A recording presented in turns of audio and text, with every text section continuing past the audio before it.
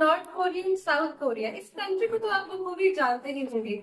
कोई इसे dictator Kim Jong Un की वजह से जानता है, तो कोई अपने फेवरेट म्यूजिशियन बैंड बीटीएस की वजह से इसे जानता है। लेकिन हैव यू एवर थॉट कि ये कंट्री दो पार्ट्स में क्यों डिवाइड हुई? North Korea and south Korea, ये ट्विन ब्रदर्स होने के बाद भी इनमें कितने सारे डिफरेंसेस है और ये जानते नहीं। तो आज के इस वीडियो में हम डिस्कस करेंगे नॉर्थ कोरिया और साउथ कोरिया की हिस्ट्री को, कैसे ये कंट्री बना, कैसे ये स्प्लिट हुआ और आज क्या सिचुएशन है ग्लोबल फ्रंट पे, क्यों नॉर्थ कोरिया के डिक्टेटर और साउथ कोरिया का के पॉप इतनी ज्यादा चर्चा में रहना है। इस वीडियो में हम डिस्कस करेंगे इसी चीज को।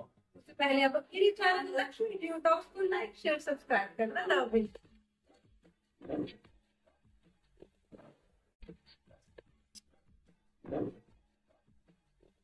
तो आज की वीडियो में हम डिस्कस करेंगे कि क्यों नॉर्थ कोरिया और साउथ कोरिया दो पार्ट्स में डिवाइड हुआ, क्या ब्रूटल हिस्ट्री है इन दोनों कंट्रीज के बीच में, और आज क्यों ये दोनों ट्विन ब्रदर होकर भी इन्हें एक डिफरेंट पॉलिटिकल आइडियोलॉजी फॉर्म करते हैं। जहाँ पे नॉर्थ कोरिया जो कि डिक्टेटर द्वारा रूल किया जाता है, वहां पे साउथ कोरिया अपनी डेमोक्रेटिक गवर्नमेंट के अंदर फ्लरिश कर रहा है।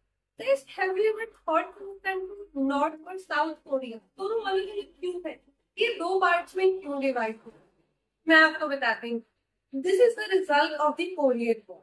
देखिए 1950 से 1953 के बीच में कोरिया एक ही था, तो वहां पे लड़ी गई कोरियन वॉर एंड उसके बाद जो है वो सेकेंड वर्ल्ड वॉर आ गया। सेकेंड वर्ल्ड वॉर के दौरान जो जापान था वो बहुत ज्यादा एक्सपैंड कर रहा था, उसने पूरे साउथ ईस्ट एशिया पे कब्जा कर लिया, इंक्लूडिंग कोरिया एज वेल। तो जो पूरा कोरिया था ना, including north and south Korea, वो बन गया जापान की कॉलोनी। तो वहाँ हिरोहितो के रूल के अंदर ही रहा कोरिया काफी सालों तक। लेकिन जब सेकेंड वर्ल्ड वॉर खत्म हुई और वहां पे जापान का एंड हो गया, यानी जापान पे बॉम्ब गिराया गया और जापान सेकेंड वर्ल्ड वॉर में हार गया, तो अब ये सोचा गया कि जितनी भी जापान की कॉलोनीज है वो किसके पास जाएंगी। तो मेनली जितनी कॉलोनीज की जापान की, उन सभी ने उनको इंडिपेंडेंट कर लिया, इंक्लूडिंग कोरिया एज वेल। लेकिन कोरिया की इंडिपेंडेंस ज्यादा कहाँ टिक पाती थी, बस कुछ ही महीने की मेहमान। कोरिया पे फिर से कब्जा कर लिया यूएसएसआर और यूएसए ने। बिकॉज अगर आपको याद हो तो सेकेंड वर्ल्ड वॉर के खत्म होने के बाद ही कोल्ड वॉर शुरू हो गया था बिटवीन यूएसए एंड यूएसएसआर। तो कोरिया के नॉर्दर्न पार्ट पे कब्जा कर लिया यूएसएसआर ने, जिसे हम आज का रशिया बोलते हैं, और उसके सदर्न पार्ट पे कब्जा कर लिया यूएसए ने। और अगर आप गौर करोगे तो आज भी इस कंट्री की पॉलिटिकल आइडियोलॉजी, इकोनॉमिक आइडियोलॉजी इन्हीं दो कंट्री की आइडियोलॉजीज पे बेस्ड है। नॉर्थ कोरिया जिसपे यूएसएसआर ने कब्जा किया वो एकदम यूएसएसआर जैसा ही उभर के आया। आज नॉर्थ कोरिया में डिक्टेटरशिप है, वो सोशलिस्ट आइडियोलॉजी को फॉलो करता है ठीक यूएसएसआर की ही तरह। और कोरिया के साउथ पार्ट जिसपे यूएसए ने कब्जा किया वो कैपिटलिस्ट आइडियोलॉजी को फॉलो करता है और वहां पे डेमोक्रेसी है ठीक यूएसए की तरह। वेल इन दोनों ही कंट्रीज ने जो है वो कोरिया में कई सालों तक रूल किया, लेकिन उसके बाद जब कोल्ड वॉर खत्म हो गई तो ये दोनों भी अपने अपने रास्ते चले गए। बिकॉज यूएन ने इन्हें बोला कि आप अपनी आर्मी यहाँ से हटा लें, but we are well aware with the fact कि जो कोल्ड वॉर थी उसको कोई भी विनर नहीं निकला, ना यूएसएसआर और ना ही यूएसए। इसलिए यूएन ने बोला कि आप अपनी आर्मी जो है वो कोरिया के नॉर्थ और साउथ पार्ट दोनों से हटा ले, एंड एज ए रिजल्ट हमारे साथ जो हुआ था कोरिया के साथ भी वही हुआ। यूएसएसआर और यूएसए तो चले गए, but the Korea itself also faced a partition. UN ने डिसाइड किया कोरिया को दो हाउस में बांटने का। And do you know what a coincidence is कि जो उसका पार्टीशन है वो भी 15 अगस्त 1945 को हुआ था, इंडिया की इंडिपेंडेंस से ठीक 2 साल पहले। एंड ऑन 15 अगस्त 1945 जो है वो कोरिया को नॉर्थ एंड साउथ पार्ट में डिवाइड कर दिया गया। एंड अगर हम कोरिया की अर्ली एम्पायर्स की बात करें तो सबसे पहला एम्पायर जो उभर के आता है वो है गोजोसियान का, जो कि 2300 BCE में एमर्ज हुआ था। And later on first century AD में जो है कोरिया को वो इन्वेड कर लिया हंस ने। बट अगर हम ऑल ओवर कोरिया की हिस्ट्री की बात करें तो it is quite similar to the Indian history. जैसे ब्रिटिशर्स ने हमें अपनी कॉलोनी बनाया और एक्सप्लॉइट किया, ठीक वैसा हाल जो है वो कोरिया के साथ भी हुआ। कोरिया को पहले जापान ने अपनी कॉलोनी बनाया, देन यूएसए एंड यूएसएसआर ने, एंड इन तीनों ने ही कोरिया को बहुत ही ज्यादा एक्सप्लॉइट किया, उनको फोर्स्ड लेबर करवाया, उनको हरास किया। बट फाइनली कोरिया को सम इंडिपेंडेंस मिल गई, भले ही इसका पार्टीशन हुआ हो। लेकिन अगर हम आज की बात करें तो कोरिया जो कि नॉर्थ और साउथ पार्ट में डिवाइडेड है, इन दोनों की पॉलिटिकल एंड इकोनॉमिक आइडियोलॉजी बहुत डिफरेंट है।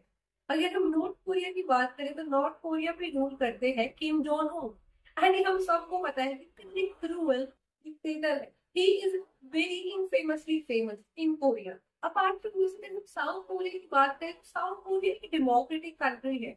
वो कंट्री फ्लरिश कर रही है अपने प्राइम मिनिस्टर के अंदर, एंड वहां पे जो है म्यूजिक पार्टनर है, स्पेशली के पॉप इंडस्ट्री। तो हम इस वीडियो में कुछ ऐसे ही रोचक फैक्ट डिस्कस करेंगे north Korea and south Korea के बारे में। तो आइए सबसे पहले हम बात करते हैं नॉर्थ कोरिया की। अगर हम बात करें नॉर्थ कोरिया की पॉलिटी की, तो नॉर्थ कोरिया को रूल करते हैं डिक्टेटर किम जोंग उन। और ये किम फैमिली जो है, जब से नॉर्थ कोरिया डिवाइड हुआ है तब से ही उसे रूल कर रही है। पूरे 70 साल से, फ्रॉम 1948 टू टिल नाउ 2024 जो है, वो किम फैमिली ही नॉर्थ कोरिया को रूल कर रही है। किम जोंग उन से पहले उनके फादर किम सेकंड इसको रूल किया करते थे, एंड 2011 में किम जोंग उन ने जो है ये सत्ता संभाली। एंड एज यू नो कि मोनार्की में होता क्या है कि राजा के बाद उसका बेटा राजा बनता है, and this lineage and cycle goes on and on. अगर हम बात करें नॉर्थ कोरिया की इकोनॉमी की, तो बहुत ही ज्यादा आइसोलेटेड है। जो इंफॉर्मेशन है वो पब्लिक तक पहुंचाई ही नहीं जाती है। वो अपने सभी डॉक्यूमेंट्स को बहुत ही ज्यादा सीक्रेट रखते हैं, और वहां पर ट्रांसपेरेंसी जैसा तो शब्द एग्जिस्ट ही नहीं करता है। एंड अपार्ट फ्रॉम दिस, जो नॉर्थ कोरिया है वो FATF की ब्लैक लिस्ट में बहुत सालों से है।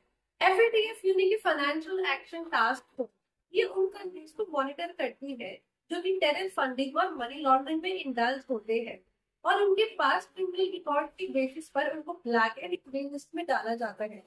जिनका रिकॉर्ड ज्यादा ही ब्रूटल होता है उसको ब्लैक लिस्ट में डाला जाता है, और कुछ कंट्रीज को जो है वो ग्रे लिस्ट में डाला गया है। अब तक के 195 में से 39 कंट्रीज जो है वो FATF की ग्रे एंड ब्लैक लिस्ट में आती है, जिसमें सबसे टॉप पे रैंक करता है नॉर्थ कोरिया, क्योंकि उसकी ब्लैक लिस्ट में है। इसके अलावा जो नॉर्थ कोरिया भी है वो अपनी फाइनेंशियल असिस्टेंस के लिए डिपेंडेंट है चाइना और UN, उसके अलावा उसकी बाकी कंट्रियों से। एंड जिसमें उनके एक्सपोर्ट्स बहुत ही कम है, बट उनका इम्पोर्ट बहुत ही ज्यादा है।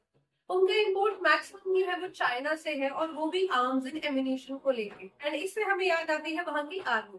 तो अगर हम नॉर्थ कोरिया की आर्मी की बात करें, तो नॉर्थ कोरिया की आर्मी जो है वो बहुत ही बड़ी आर्मी है पूरे वर्ल्ड में। लेकिन ऐसी आर्मी का क्या फायदा अगर वहां के लोग जो है वो अपनी बेसिक नीड को ही मीट नहीं कर पा रहे। इसके अलावा USA जो है वो कंटिन्यूअसली उस पर सैंक्शंस लगाता रहता है, जिससे उसका ट्रेड करना भी बाकी कंट्रीज के साथ उतना फिजिबल नहीं है। तो वो बस चाइना तक ही सिमटा हुआ है। इसके अलावा कुछ जो साउथ ईस्ट एशियन कंट्रीज है उससे। फिर ये हमने मॉनिटर किया नॉर्थ कोरिया की इकोनॉमिक एंड पॉलिटिकल कंडीशन। तो आइए अब हम बात करते हैं साउथ कोरिया में। अगर हम बात करें साउथ कोरिया की, तो साउथ कोरिया कम्प्लीटली एक पेनिनसुला है जो कि तीनों तरफ से समुद्र से घिरा हुआ है।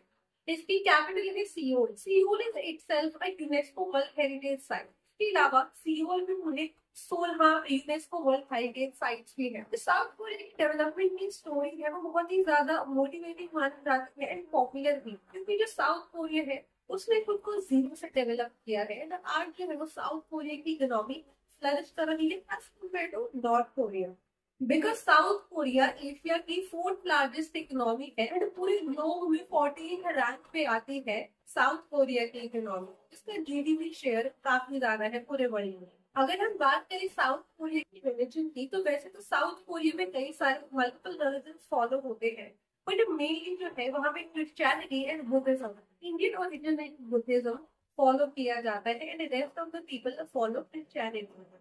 इंडस्ट्री का साउथ कोरियन इकोनॉमी में एक बहुत ही बड़ा शेयर है, तो वहाँ की इकोनॉमी को भी सपोर्ट करता है। उसके अलावा साउथ कोरिया में टोटल 9 प्रोविंसेस है, जिसमें से 6 मेट्रोपॉलिटन सिटी है एंड एक स्पेशल सिटी है।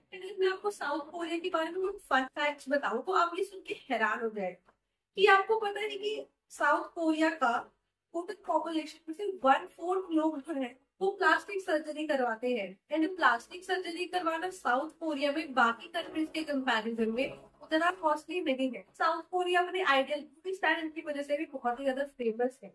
उसके अलावा K-pop कल्चर का भी उसका बहुत बड़ा इम्पैक्ट है। क्योंकि उसने वहाँ के जेनजीज को बहुत ज्यादा इन्फ्लुएंस किया है। And not only because of the के पॉप इंडस्ट्री, और भी बहुत सारी ऐसी चीजें हैं जो कि साउथ कोरिया में पॉपुलर है। फॉर एग्जाम्पल वहाँ का ई स्पोर्ट्स बहुत ही ज्यादा फेमस है। इसके अलावा साउथ कोरिया की जो एंटरटेनमेंट इंडस्ट्री है वो पूरी दुनिया की सबसे बड़ी एंटरटेनमेंट इंडस्ट्री मानी जाती है। कोरिया के लोगों में इतनी ज्यादा यूनिटी है कि उन्होंने 2016-17 में नॉन वायलेंस प्रोटेस्ट करके अपने प्रेसिडेंट को भी इम्पीच कर दिया था। तो क्या आप वहाँ के लोगों की विल पावर का अंदाजा लगा सकते हो? आप मेरे इस वीडियो से south Korea and north Korea के बीच का एक डिफरेंस तो जान ही गए होंगे कि दोनों एक होने के बाद भी, इवन पार्टीशन होने के बाद भी, ये कंट्रीज कितनी ज्यादा डिफरेंट है।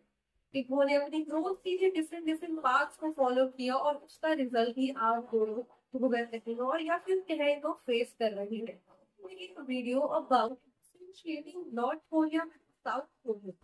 आई होप आपको ये वीडियो पसंद आई होगी। अगर आपको मेरी वीडियो पसंद आई तो इसे लाइक शेयर सब्सक्राइब करना ना भूलें। Till then, stay tuned with me and bye.